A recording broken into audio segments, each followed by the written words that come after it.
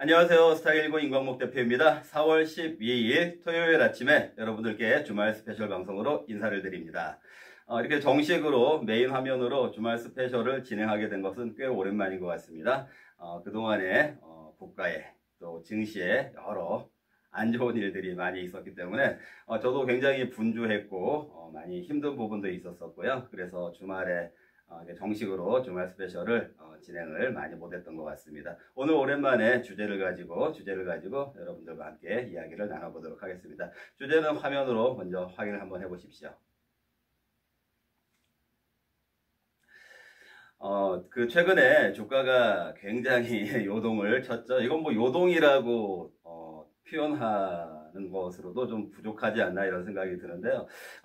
최근에 이번 주, 지난 주말, 이번 주 초반까지 발생했던 미국에 나타났던 미국에 나타났던 변동성이 2001년인가요? 2001년 9.11 테러 당시에 나타났던, 그 당시에 뭐 한국 종목들도 막 2, 3일 동안 전 종목이 다 하한가 맞고 그랬었거든요. 근데 이번에 미국의 증시에 있어서 지수의 문제겠죠. 지수의 문제. 그때하고는 또 조금 시가총액이라든지 시장을 구성하고 있는 종목 이런 것들의 성격이 달라졌기 때문에. 근데 어쨌든 S&P 500이라든지 다우 지수 그리고 나스닥 지수 이런 지수를 기준으로 봤을 때 변동성이라는 것이 9.11 테러 당시의 변동성을 능가했다 이렇게 보도가 되고 있습니다. 어마어마한 장세였죠.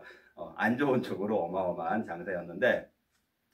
이렇게 중간중간에 굉장히 어려운 장세가 발생하면은 그리고 이제 반등할 때가 됐구나 하는 그런 이제 휴먼 인덱스라고 해야 될까요? 휴먼 인덱스, 인간지표, 그런 여러 가지 현상들이 있는데, 그런 것 중에 하나가 저는 항상 증권사에 있는 친구들이 전화가 와요. 그럼 이 친구들한테 전화가 왔으면은 이제 반등할 때가 됐나 보다.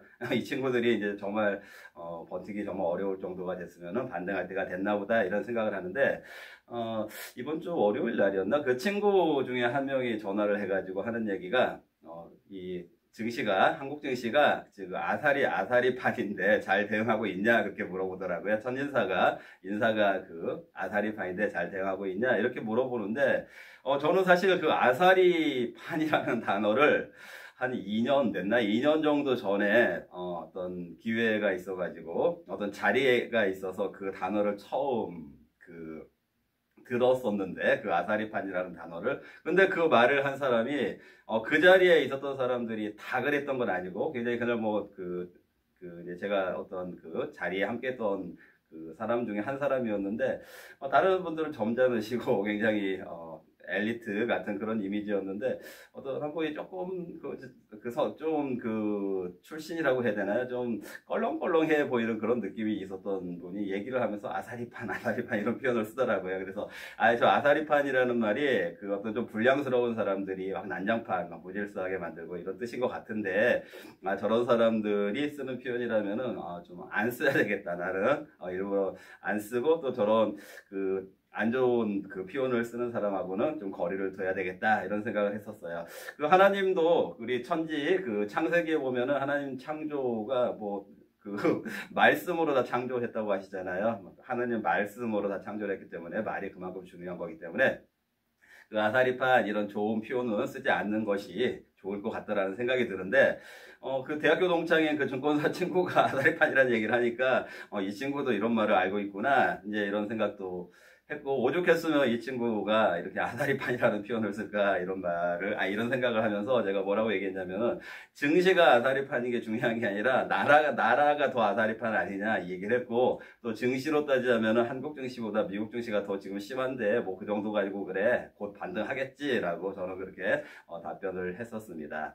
자, 오늘 최근에 이제 아까 9.11 테러보다 그게 화끈한 그런 변동성, 하방 변동성, 굉장히 놀라운 일이었는데요. 가공할 만한 일, 퍼미더블이라고 하나요? 가공할 만한 그런 일이었는데, 그게 어쨌거나 트럼프 관세 때문에 벌어진 일이라고 하죠. 자, 그런데 이제 저는 트럼프 관세가 시장의 본질이 아니다라고 여러 차례 말씀을 드렸기 때문에 이 폭락 장세의 배경이 트럼프 관세 이제 나올 때마다 제가 여러분들께 트럼프 관세가 그 시장의 본질은 아니다라고 이제 말했던 부분을 좀 곡해를 해가지고 해석을 하시는 것이 아닐까 이제 그런 조금 이제 걱정스러운 그런 부분이 조금 있어요, 사실은요. 그런데 그 트럼프 관세가 그 시장의 본질이 아니라는 얘기는 그 트럼프 관세로 인해서 그렇게 경제가 저는 침체로 가진 않을 거다라는 그런 생각이라는 그런 첫 번째 이유하고, 두 번째는 그 시장을 움직이는 거는 그 관세를 아무리 높인다고 하더라도 만약에 세력의 의도가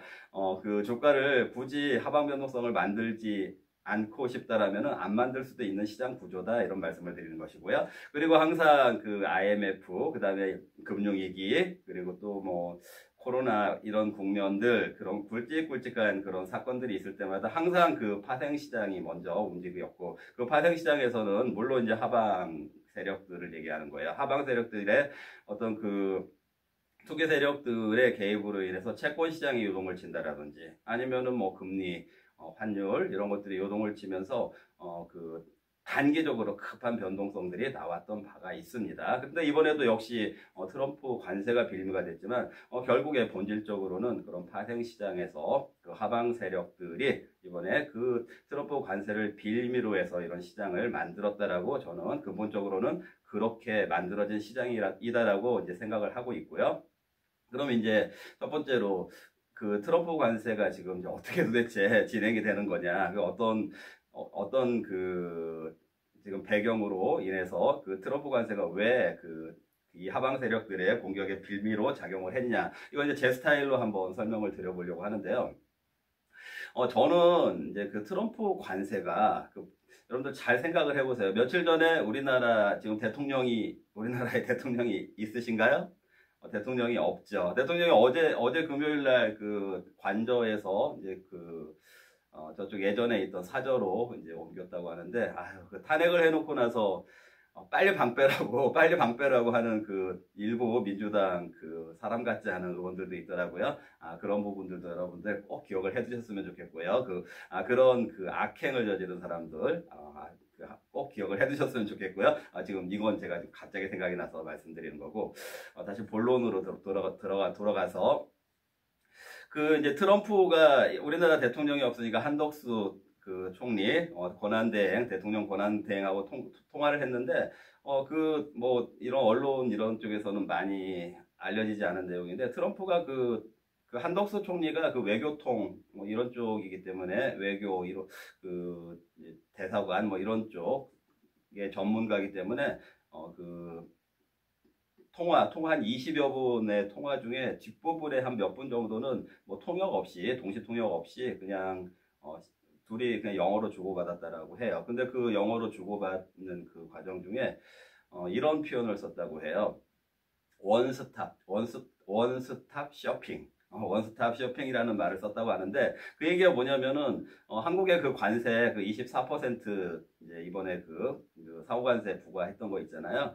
근데 그거 그냥 그 협상으로 해결하자. 근데 원스톱 쇼핑 형태로 해결하자. 그러니까 군사 방위비, 한국이 그 주한미군의 그 방위비를 지급하고 있잖아요. 근데 트럼프는 과거에서부터 그 방위비를 한국이 너무 혜택을 많이 보고 있다. 그 방위비를 좀 올려야 된다.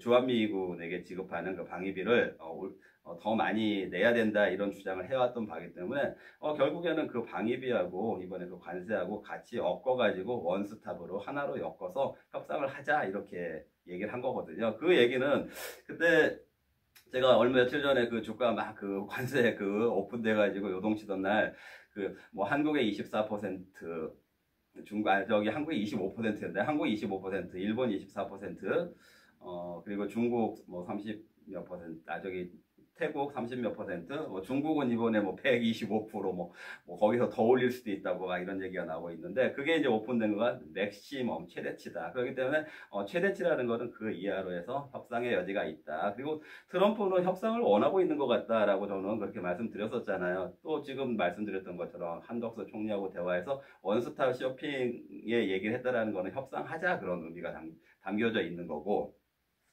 또 이제 아니나 다를까 대부분의 국가들이 그리고 한덕수 총리가 이렇게 얘기했죠. 우리는 그냥 뭐 중국처럼 무슨 보복 관세 이런 방법을 가져가지 않고 협상하겠다 이렇게 답변을 했다고 하고 또 대부분의 국가들이 다 협상을 하겠다라고 이제 그 서방 국가들 비롯해서 이제 그렇게 나온 거예요. 그렇게 나오고 이제 유독 그 보복 관세 얘기를 보복 관세를 부과를 이제 그 액션을 취한 데는 중국이잖아요. 이렇게 나오니까 트럼프 입장에서 본질적으로는 협상을 원했던 트럼프 입장에서 그러면 중국 빼놓고는 다 90일 동안 유예할게. 이렇게 해가지고 또 90일 동안 유예가 된 거예요. 그 발효가 딱 시작이 됐는데 뭐 몇십 시간 안 지난 상태에서 지금 다시 90일 동안 유예가 돼 버린 거잖아요. 그렇죠? 그러면 이제 그 트럼프는 역시 그 협상을 원하고 있구나. 이거 기본적으로 여러분들이 아셔야 되는 거고. 그렇다면 이 관세 문제가 지금 시장에서 생각하는 것처럼 뭐 파국으로 흘러가고 경제가 침체하게 되고 이런 문제는 결코 아닐 거다라는 게 저의 생각이다라는 것을 말씀을 드리는 것이고요. 그리고 이제 그 중국에도 뭐 125% 올려놓으면 올리고 거기서 뭐 400%막 이런 얘기 하면서 나는 지금 중국에 원하는 거는 협상이다라고 얘기를 하잖아요. 그 보복 관세가 아니라 협상이다라고 얘기한다. 그러면은 전체적인 관세의 방향성이 해결되는 방향으로 갈 수밖에 없다라는 그런 흐름으로 갈 수밖에 없다라는 파국으로 치닫지는 않을 거다라는 그런 여러분들이 그런 통찰을 가져야 된다라는 거, 그걸 말씀을 드리는 것이죠. 자, 그런데 왜 주가는 이렇게 단기간에 요동을 쳤을까? 두 번째 주제가 되겠는데요. 제레미 제가 좋아하는 분이기도 하죠. 물론 이제 트럼프하고는 정치 성향이 달라요. JP 모건의 제레미 다이먼 회장이 이번에 이제 뭐라고 얘기를 했냐면은 시장이 항상 오른 건 아니지만 가끔 한 번씩은 옳기도 하다라고 이런 말을 했어요. 제레미 다이먼 회장이. 그게 무슨 얘기냐면은, 뭐 지금 관세 부과에 대해서 저항이 발동했다고 해야 되나요? 정치적인 얘기로 한번 예를 들어볼게요. 예전에 전직 대통령인 문재인 씨가, 이런 말을 한 적이 있었어요.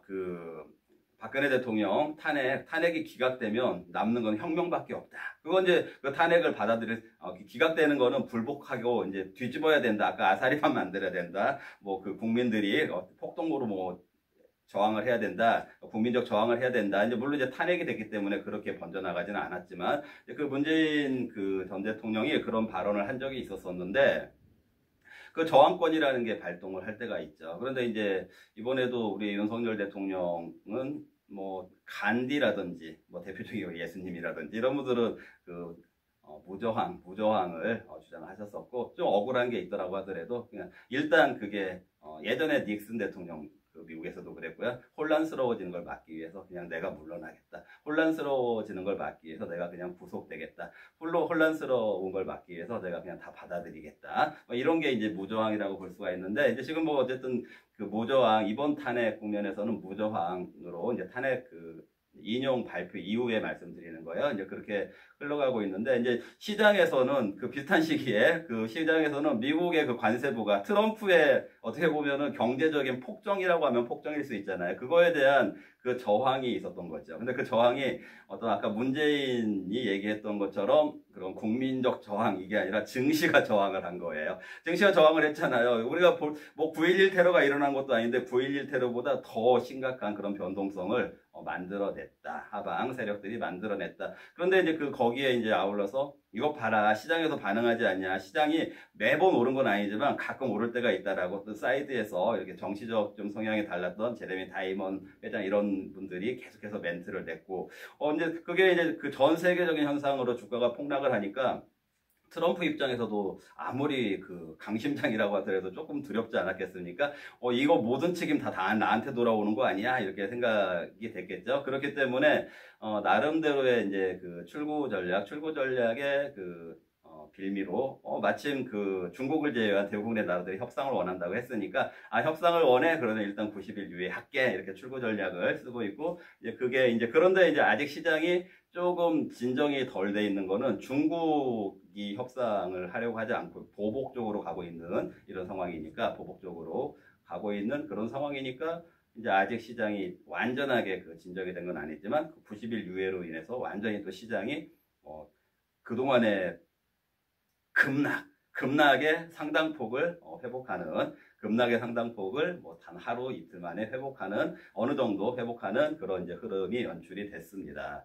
자, 여기에서 그 미국 지수들이 지금 빠졌잖아요. 어쨌든 많이 하락을 했는데 지금 어느 정도 위치까지 하락이 됐는지 잠깐 제가 말로 좀 설명을 드리면은 S&P 500하고요. 여러분들 잘 아시죠? S&P 우량주 중심의 S&P 500하고 주가가 그래도 비교적 스테이블, 안정성, 가장 안정적인 유지를 하는 30개의 종목으로 형성이 되어 있는 다우지수하고는 이번 폭락 장세에 한 30% 가까이, 30% 가까이. 그러니까 올해 초 그 고점 기준으로 했을 때 올해 1월달 신고가 나왔었죠. 그 기준으로 했을 때 거의 30%, 25%에서 30% 까지 폭락을 했다가 가까이 폭락을 했다가 지금 이제 단기에 그렇게 했다가 지금 고점 대비로 한 15% 이내 정도의 그 수준에 지금 위치해 있습니다. 그러니까 단기 변동성에 의한 폭락에서 상당 부분은 만회가 됐고, 이제 고점에서는 그동안에도 또 뭐 이제 좀 조정을 받는 분위기가 있었었잖아요. 3월달 이후에. 그렇기 때문에 지금 고점 대비로는 다우지수하고 나스닥은 뭐 한 15% 이내 수준까지 위치하고 있는 거고, 그 다음에 다우하고 S&P 500은 그러고, 그거보다 조금 더 하락을 했다고 볼 수 있는 것이 이제 나스닥. 그리고 이제 필라델피아 반도체는 더 심각했죠. 이번에 그 엔비디아, 그다음 뭐 각종 그 반도체주들 기존에도 많이 좀 고점 대비 많이 떨어져 있었던 상황에서 이번에 거의 40%. 그러니까 필라델피아 반도체 지수가 고점이 6천 가까이 됐다고 하면은 3천선까지 이번에 며칠 사이에 밀렸었어요. 그런데 지금 이제 한 4천선 가까이 올라와 있으니까 필라델피아 반도체 지수는 이번에 고점 대비 40% 거의 반토막 가까이까지 단기에 그 변동성을 보였다가 지금 한 30% 수준까지, 그러니까 회복이 돼 있다가 최저치에서 한 10% 정도는 회복이 돼 있는 그런 위치구나, 이렇게 생각을 하시면 되고, 이게 그럼 어느 수준의 주가냐, 숫자로 하면 여러분들이 바로 무슨 어디쯤인가 이게 이해가 잘 안 되니까, 제가 이제 며칠 전에 이번에 최악의 변동성이 발생하기 직전에 한번 그 유튜브에서 이렇게 말씀드렸었죠. 제가 그림 가지고 이제 주가 변동표 그림 가지고 말씀을 드린 적이 있었었는데, 그 삼각표 가지고 기억나시는 분이 있을지 모르겠지만,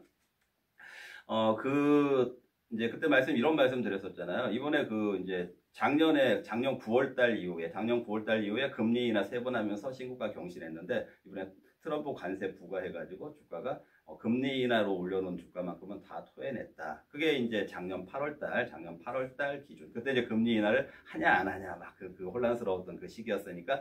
그러니까 지금 현재 작년 8월달 수준의 주가가 위치해 있는 거예요. 그리고 이제 여러분들이 며칠 사이에 무엇을 목도했냐면은 작년 8월달 수준에 있던 주가가 막 더 변동성을 2, 3일 동안 하면서 이렇게 요동을 쳤다가 다시 복원이 됐다. 작년 8월 수준까지 위치하는 수준까지는 와 있다. 그러면 이제 여기서는 이제 거시적인 정책, 이제 금리 인하를 이 주가 수준에서 금리 인하를 트럼프 정부에서도 지금 작년에 3번 한 이후에 금리 인하 계속 못하고 있었잖아요. 관세 때문에. 근데 이제 주가가 빠졌으니까 금리 인하를 이제 다시 체계적으로 해나갈 수 있겠는가, 이런 것들이 이제 좀 어떤 거시 변수, 정책 변수, 이런 쪽에서 이제 우리들이 관찰을 해야 되는 포인트가 될 것이다, 이렇게 말씀을 드리는 것입니다.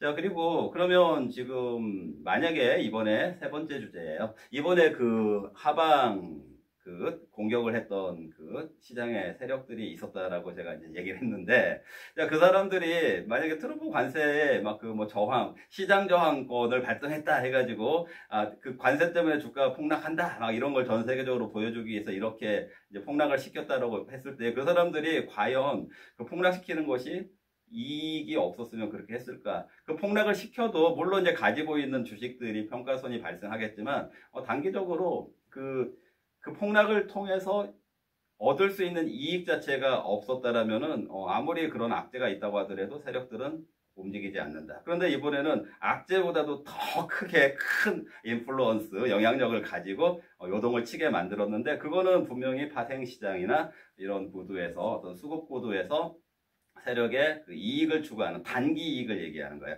단기 이익을 추구하는 그 의도가 있었을 것이다. 그 이제 여러분들은 잘 모르시는 분들이 주가가 올라가면 수익이 나는 거잖아요. 뭐 인버스들 같은 경우에는 주가가 떨어지면은 수익이 나는 거잖아요. 이 정도는 기본적으로 아실 거예요. 자, 그러나 그런 거 말고 변동성.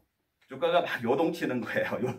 요동치는데 대부분 이제 하락 변동성이 이제 굉장히 그 풋 변동성이라고 하는데 이게 이제 요동을 치는 막 그런 국면들이 있잖아요. 금융위기라든지 뭐 IMF라든지 코로나라든지 이런 시기들이 발생할 때는 이거는 그 기초자산의 그 주가에 의해서 어떤 수익을 추구하는 것이 아니라 그 변동성 프리미엄 있죠. 그 변동성 프리미엄에 의해서 그 파생시장에 뭐 옵션 가격이나 이런 게막 부풀어 올라 버리거든요. 이제 이런 것들을 추구하다 보면은 진짜 뭐 순식간에 저거 조금 며칠 지나면 휴지될 거야 했던 것이 휴지될 거야. 저거 며칠 되면 절대 저 주가 지수까지 떨어질 수 없기 때문에 휴지될 거야 했던 것이 막 1000배씩, 10,000배씩 올라가 버리는 거예요. 자, 그러면은 그 변동성을 통해서 분명히 이익을 얻을 수 있었기 때문에 전체적인 주식시장에 하락으로 인해서 기본 주식들의 평가손은 있었겠지만 단기적으로 그 평가손들은 주가 올라가면 다시 회복이 되는 거니까 레질리언스가 되는 거니까. 그런데 단기 변동성 해가지고 일단 챙길 것이 있으니까 세력들이 움직였다. 저는 그렇게 생각을 하고 있습니다. 자, 그러면 이제 네 번째가 되나요? 누가 당했을까요? 누가 당했을까요? 첫 번째, 욕심 많은 사람들이 당했겠죠. 자금은 적은데 욕심 많아가지고 그 파생시장 뭐 신용매매 이런 거 저 하지 말라고. 여러분들은 하면 무조건 당하니까 하지 말라고. 전문가들도 극도로 절제를 해서 포트폴리오를 굉장히 세밀화 시켜서 일부만 활용하는 것인데 뭐 무슨 홀짝 하듯이 내가 이거 사가지고 내버리지 하면 막 올라가 주겠지. 그게 지나친 낙관의 오류거든요. 여러분 우리 대부분 부정적인 사람 싫어 이런 말 하죠. 그런데 그 지나친 낙관이 더 위험할 수가 있어요. 내가 산 주식은 잘 되겠지. 내가 이 가게에서 매번 망해 나갔던 가게에서 내가 장사하면 잘 될 거야 하고 다시 시작하잖아요. 그래서 또 망하잖아요. 그래서 이런 얘기가 있어요. 이거 여담이지만 그 가게를 임대를 해서 이제 뭐 장사를 한 사람들은 망해 나가도 그 건물주는 계속해서 돈을 번다라는 거예요. 왜냐면은 사람들이 저건 망해 나가는 가게니까 절대 안 들어가야지 이렇게 하지 않는다는 얘기야. 내가 하면 잘 될 거야. 이 지나친 낙관 때문에. 자, 그런 것이 이제 파생시장에서 내가 베팅하면 올라가겠지 이런 생각을 했다가 욕심 때문에 당한 사람이 많을 거다 이런 말씀 드리는 거고요. 두 번째는 지식과 경험이 없는 사람. 지식과 경험이 없는 사람들은 당했을 거다. 왜냐면 트럼프 관세 부과가 큰일 난 거래. 전 세계가 이제 경기 침체로 오고 주가가 폭락하게 되고 이제 점점 더 하락하게 되고 자, 지금이라도 빨리 빠져나가야 돼. 이런 생각을 하고 손해보고 뭐 정리를 했다라든지 경제 흐름을 모르고 그 주식의 흐름에 대한 어떤 경험치가 부족하고 또 다른 사람들 그냥 가짜뉴스 같은 거 이런 것들에 그냥 부안해동되는 이런 경우 사람들이 손해가 받겠죠. 그런 사람들이 분명히 손해를 봤을 거다라고 생각을 합니다. 자, 그러면 우리가 얻은 것은 없을까요? 다섯 번째 주제. 얻은 것은 없을까요? 여러분들 얻은 거 있습니까? 없습니까? 얻은 거 분명히 있다고 생각합니다. 어떤 것을 얻은 것이 있다라고 생각을 하냐면요. 뭐 혹시 뭐 이렇게 폭락장에서 임광욱 대표가 뭐 기회가 될 거야. 이번에도 기회로 활용할 수 있을 거야. 이런 얘기를 했으니까 뭐 거기에서 제일 싼 위치에서 사가지고 큰 이익은 아니라고 하더라도 단타 이익을 낸 사람들이 이익이 됐을 거야. 이걸 얘기하나 보다라고 이제 여러분들이 생각하시는 분들이 계시겠지만 그것도 있겠지만 그건 너무 단순한 생각이고요. 제가 이제 그런 이제 단기 기회가 있었다라는 그런 이득은 뭐 그건 소소한 얘기고 그거보다는 큰 흐름에 있어서 이번에 이거 트럼프 관세가 없었다라고 하면은 미국 주가가 이렇게 조정을 받을 수가 있었을까요? 제가 시스템 유지 이런 얘기를 자주 쓰는데 주가가 계속해서 올라가고 있으면은 인버스 같은 거는 계속해서 인버스 주가는 빠지게 되거든요. 그럼 저는 항상 그 인버스 주가를 볼 때 저도 고민을 할 때가 있어요. 야, 주가가 이렇게 계속 올라가면 인버스는 계속 주가가 빠지면은 이게 그 인버스 주가가 빠지면 이건 계속 그냥 뭐 휴지가 되는 거야? 주가가 계속 올라가면 휴지가 되는 거야? 그런데 시장이나 이 증시에서는 결코 그런 일이 벌어지지 않더라고요. 그 역시 시스템이다. 인버스 역시 살아나게 해주더라. 그리고 그 얘기는 주가가 결국에는 조정을 받더라. 결국에는 조정을 받더라. 그래서 이번에 트럼프 관세와 이 변동성, 이 가공할 만한 이 변동성, 포미더블 이 장세에서 우리가 얻어낸 거는 정말 그동안에 부담스러웠던 미국 주가, 그 M7 주식들. 미국 그 주식을 하는 입장에서도 너무 M7, 여러분들 좋아하는 주식들이 너무 비싸니까 테슬라 막 $400가 있고 막 이러니까 그런 부담도 있었겠지만, 그런 부담보다도 우리는 이제 한국 주식을 하는 입장에서도 미국 주식이 계속 올라가지만 못할 텐데, 만약에 미국 주식 빠지면 한국 시장은 오른 것도 없는데 또 빠지는 거 아니야? 막 이런 좀 어떻게 보면 걱정, 이런 이제 어떤 시장을 계속해서 모니터링하면서 준비하는 사람들, 아까 지나친 낙관이 아니라 그 합리적인 그런 전망을 하는 사람들은 미국 주식 빠지면 어떻게 되지? 이제 한국 오른 것도 없는데 또 빠지는 거 아니야? 이런 생각을 할 수밖에 없는 거잖아요. 그런데 오히려 이번에 원하진 않았지만 이런 폭락 사태로 해서 미국 주식이 아까 뭐 고점 대비 뭐 30%, 20% 이렇게 쫙 빠져 있으니까 얼마나 부담이 없습니까? 자, 그러면 우리 한국 주식, 미국 주식을 기단하지 않는다고 하더라도 한국 주식 입장에서도 미국 주식이 이제 많이 빠져 있으니까 또 이제 어느 정도, 이 정도 뭐 20%, 30% 구간이면은 앞으로 1년이라고 하는 기간에서는 미국이 또 사상 최고치를 향해서 1년 동안에 추세적으로 쭉 이제 금리 인하도 하면서 올라가는 그런 그림이 1년 동안 진행이 될 수가 있겠구나. 물론 그 1년 동안의 과정 중에 또 뭐 폭락하고 뭐 중간에 조정받고 이런 것도 있을 수 있지만 추세적으로 그렇게 그려갈 수 있는 그림이 가능하겠구나. 자, 아까 그 1월달 고점 거기서는 또 1년 동안 추가적으로 계속해서 올라갈 수 있는 그림이 나올 수 있었을까요? 제가 말씀드렸었죠. 올라가기 어려울 것 같다. 그래서 이번에 미국 증시는 간헐적으로 조정 계속 나올 것 같다라고 그런 말씀드렸죠. 물론 이렇게 폭락이 의도성에 의한 이런 폭락을 예상했던 건 아니지만, 이건 이제 단기적인 흐름에 있어서 의도성으로 이제 그 촉발이 된 이런 폭락을 예상한 건 아니지만, 그게 아니라고 하더라도 그냥 일반적인 상식선의 흐름에서도 미국 증시 사상 최고치 이번에 경신한 이후로는 그거 회복하는데 제가 시간 많이 걸릴 거다라고 말씀드렸잖아요. 그런데 이제 그러면서도 애매했던 위치들, 이 정도 조정이 충분한 건가? 테슬라 200 뭐 $300, $280, 이렇게 $250 여기서 매수해도 되나? 막 이렇게 됐는데, 뭐 $250 이하 기회도 주고 이랬잖아요. $200. 엔비디아도 뭐 이번에 뭐 $80 막 이런 기회가 됐잖아요. 그렇게 되니까 이제는 막 이 언더슈팅 영역에서도 기회가 있었지만 미국 주식 자체가 많이 조정을 받았기 때문에 이제 좀 올라가는데도 올라간다고 하더라도 당분간 이건 뭐 당연히 정고점을 향해서 1년이든 6개월이든 스케줄 가지고 올라가는 그런 흐름이 나올 때 우리 한국 주식이 또 미국 주식이 고점 부담으로 인해서 한국 주식에 피해가 오지 않을까, 이런 그 염려는 많이 줄어들게 되었다. 이제 결론적으로 미국 주식이 많이 조정을 받았기 때문에 그거는 우리 시장의 참여자 입장에서는 소득이다. 편안해졌다. 이 말씀을 드리는 것입니다. 자, 그럼 한국 주식은요, 비교적 제가 이제 작년 8월 수준으로 봤을 때 코스피 2400 얘기를 했었었고, 제가 그 얘기하고 나서 한 이틀 동안 요동이 치고 나니까 그 코스피가 2280선까지 잠깐 밀렸었어요. 이제 그거 밀리니까 뭐 또 모르는 사람들은 무서웠겠죠. 근데 뭐 그거 신경 안 써도 될 거다라고 말씀드렸고, 그 다음날 바로 다시 2480선 해보겠고, 그리고 나서 이제 어제 금요일날 제가 여러분들 그 유튜브 커뮤니티 보셨는지 모르겠는데, 커뮤니티에 제가 분명히 어제 개장 전에 써놨어요. 확인해 보세요. 뭐라고 써놨냐면은 어제 장중에 미국이 뭐 그 전날 막 12% 나스닥 12% 급등하고 그 다음날 한 4% 조정 받았거든요. 그럼 4% 이제 하락했을 때 제가 그 12% 올랐다가 4% 하락한 거를 단기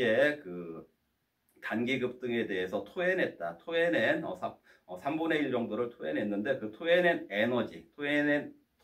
에너지를 우리가 잘 활용하자, 그런 멘트를 제가 어제 개장 전에 그 커뮤니티 게시글에 올려드렸어요. 유튜브요. 자, 근데 그것처럼 그러면서 뭐라고 말씀드렸냐면, 내 생각에는, 나의 견해로는 어제가 코스피 2400 아래에서 매수할 수 있는 마지막 기회가 되지 않을까. 이번 이제 트럼프 장세로 인한 이 최근의 그 급락 장세 관련해서요. 이제 당분간은 2,400을 이하에서 매수할 수 있는 마지막 기회가 되지 않을까라고 어제 장중에 그 멘트를 어제 분명히 올려드렸는데 여러분들 보셨지만 잠깐 뭐 한두 시간 정도 다시 코스피 2,400 아래로 내려갔지만 결국에 종가는 다시 2,400 20선, 뭐 30선 그 수준까지 올려놓고 마감을 하는 것을 확인하셨을 것입니다. 이번에 이제 여러분들과 제가 함께 목도했던 것처럼, 올해 윤석열 대통령이, 그 탄핵될 거 예상하셨나요? 그러고 예상 불가한 부분이죠. 그거를 짜는 사람들은 예상이 되죠.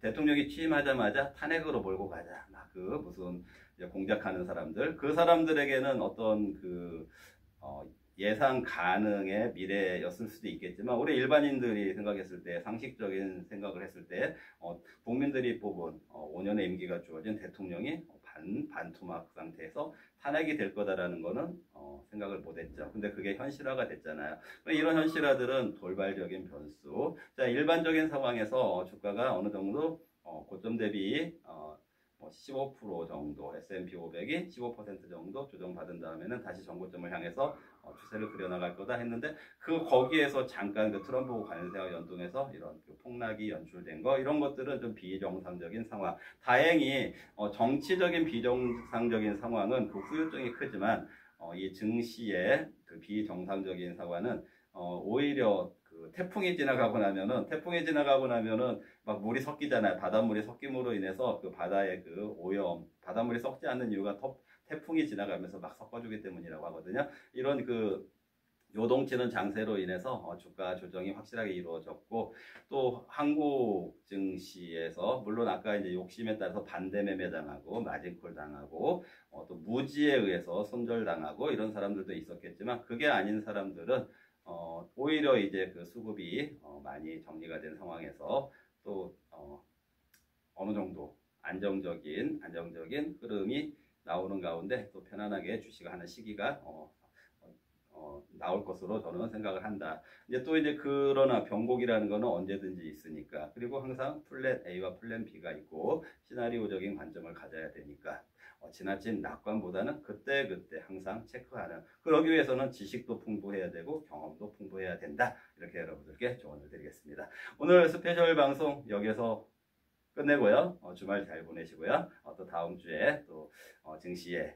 제가 나타나야 될 그 상황이 있으면요, 여러분들께 짠 하고 나타나도록 하겠습니다. 네, 시청해 주셔서 감사합니다.